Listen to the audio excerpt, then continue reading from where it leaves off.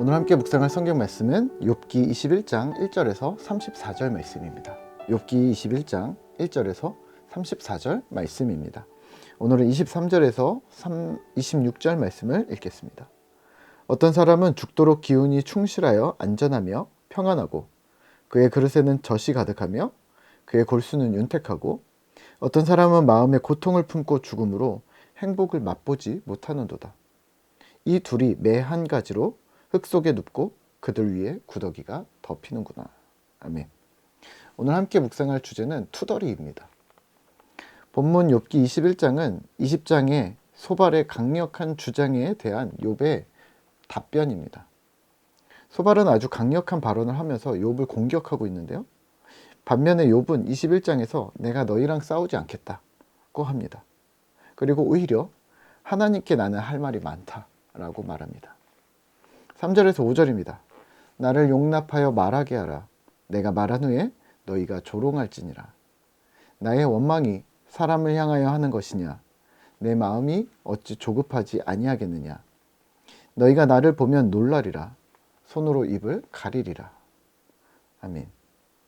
소발을 포함한 욥의 세 친구는 하나님이 악인을 벌하신다. 악인은 반드시 패망한다는 이 이론을 전개합니다. 네, 맞는 말인데요. 그 적용이 좀 잘못됐습니다.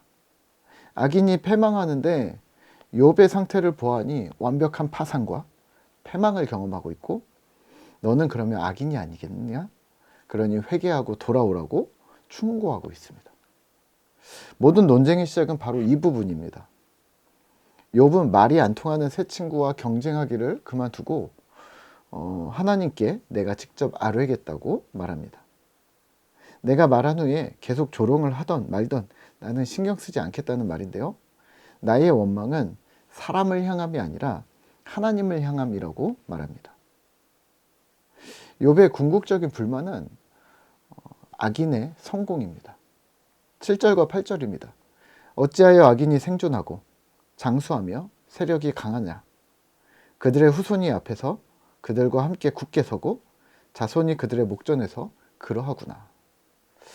악인은 승승장구하고 의인이라 생각하는 자신은 고난과 고통을 지나고 있는데 이런 상황을 스스로 타개할 수 없으니 이 세 친구의 공격뿐만 아니라 누구의 공격도 막아낼 수가 없다는 것을 한탄하고 있습니다. 악인은 생존하고 장수합니다. 세력이 강합니다.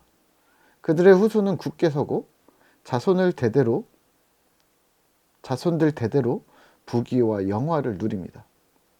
악인의 집안은 평안하고 하나님은 그들을 때리지 않으십니다. 그들의 가축도 잘 되고 아이들도 즐겁고 그들은 평생 행복하게 지내다가 잠깐 스올에 내려가는 것이 무슨 의미가 있겠냐고 되묻습니다. 그리고 그들은 아나무인격으로 계속해서 이렇게 말합니다. 14절과 15절입니다. 그러하올지라도 그들은 하나님께 말하기를 우리를 떠나소서. 우리가 주의 도리를 알기를 바라지 아니하나이다. 전능자가 누구이기에 우리가 섬기며 우리가 그에게 기도한들 무슨 소용이 있으랴 하는구나. 이런 얘기죠.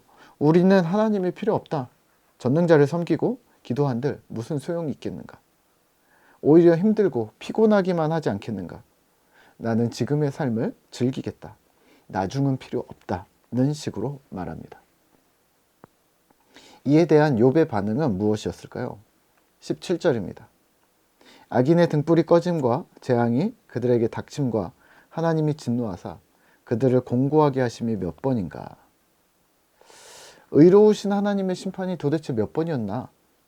악인이 오래 살고 죄를 지어도 심판받지 않는 것 같다고 욥은 주장합니다. 그들의 논리는 욥의 세 친구와 욥의 논리는 평행선을 달립니다. 23절에서 26절입니다. 어떤 사람은 죽도록 기운이 충실하여 안전하며 평안하고 그의 그릇에는 젖이 가득하며 그의 골수는 윤택하고 어떤 사람은 마음에 고통을 품고 죽음으로 행복을 맛보지 못하는도다. 이 둘이 매 한 가지로 흙 속에 눕고 그들 위에 구더기가 덮이는구나. 욥이 말합니다. 어떤 사람은 평안히 살다가 죽고 어떤 사람은 괴로움 속에 살다가 죽는다.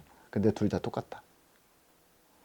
하나님은 여기에 어떤 영향도 미치지 않으셨다라고 단언합니다. 오늘 말씀을 묵상하며 우리는 무엇을 기억해야 할까요? 네, 투덜거리는 신앙입니다. 오늘 욥의 불평과 불만은 사실 자세히 들어보면 신자의 괴로움의 이유입니다. 신자가 실제 고난과 고통을 당할 때 역시 힘든 것은 사실이지만 상대적으로 주변의 상황과 비교가 되기 때문인데요. 이 비교가 사실 마음을 더 상하게 합니다. 왜냐하면 언뜻 볼 때 의인은 더 잘 안 되고 악인은 더욱 승승장구하는 것처럼 보이니 말입니다. 시편 기자 역시 똑같은 말을 하고 있는데요. 시편 73편입니다. 하나님, 내가 넘어질 뻔했습니다. 나는 미끄러져 엎어질 뻔했습니다. 왜냐하면 악인의 형통함을 보았기 때문입니다. 그들은 죽을 때 고통도 없고 오히려 힘도 강건하고 우리가 맞닥뜨리는 고난도 그들에게는 없고 재앙도 그들에게는 일어나지도 않습니다. 이게 무슨 일입니까? 욥도 그렇고 시편 기자도 그렇고 둘 다 같은 말을 합니다. 하나님이 살아계신가? 오늘 우리도 마찬가지 아닐까요? 열심히 한다고 하는데 내 깐에는 최선을 다해 하나님을 섬긴다고 하는데 나는 금수저가 아닙니다. 나는 평안하지도 않습니다. 다른 사람들은 잘 되는 것 같은데 나의 건강, 내 가족, 내 일터, 내 형제들, 내 상황들은 자꾸 어려움이 끊이질 않습니다. 그리고 이 상황이 우리는 이해가 되지 않습니다. 요즘 저 역시 같은 생각을 하는데요. 책을 보든 드라마를 보든 어떤 사람이든지 사건과 사고가 끊이질 않는다는 생각을 진짜 많이 하게 됩니다. 아무 일도 일어나지 않은 사람은 죽은 사람이라고 생각이 될 정도입니다. 살아있는 모든 인생에는 고달픔과 괴로움이 있다는 사실을 인지하고 있습니다. 여러분들은 어떠신가요? 우리보다 상황이 훨씬 안 좋은 오늘의 욥은 하나님을 향해 투덜거립니다. 하나님, 이게 뭡니까? 나는 뭐하러 계명을 지키고 나는 뭐하러 말씀대로 살려고 노력했습니까? 이게 무슨 의미가 있습니까? 라고 반문하며 투덜거리고 있습니다. 저는 이 투덜거림을 하나님께서 들으실 거라고 생각하는데요. 이 투덜거림은 기도입니다. 하나님과의 대화이기도 합니다. 이왕이면 많이 투덜거리고 불평하시고 그 대상을 하나님께 하시죠. 사람을 원망하거나 어떤 무엇에 기대지 마시고 차라리 하나님께 나아가 아픔과 한스러움을 토로하자는 말입니다.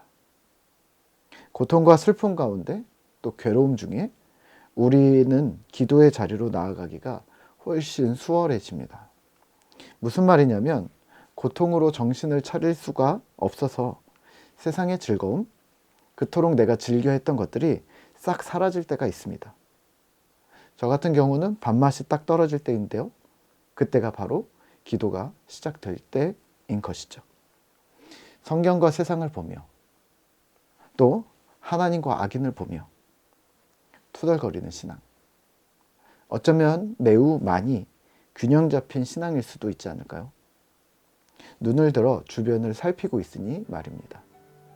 눈을 들어 주님께 토로하는 그런 투덜거리는 신앙이 우리에게 여전히 이어졌으면 좋겠습니다. 한 주간도 주님을 바라보시며 주어진 상황에서 우리 모두들 화이팅입니다.